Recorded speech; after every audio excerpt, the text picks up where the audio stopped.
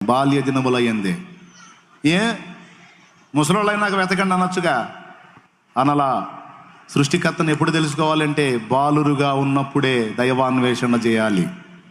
అంత అయిపోయినాక దేవుడు కాదు, జీవిత ఆరంభం నుంచే దేవుణ్ణి వెతకాలి. ఎందుకంటే మనం వచ్చింది ఆయన వల్లనే, భూమి మీద బతుకుతుంది ఆయన దయతోనే, రేపు చచ్చి వెళ్ళి నిలబడాల్సింది ఆయన ముందే.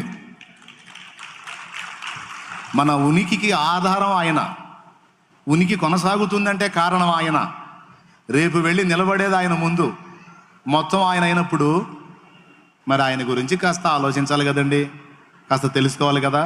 అందుకే పెద్దలు, చిన్నలు, వృద్ధులు, స్త్రీలు, పురుషులు అందరికీ ప్రేమతో చెప్తున్నా, మనం చేసిన పాపాలు కొన్ని, పితరుల పాపాలు కొన్ని.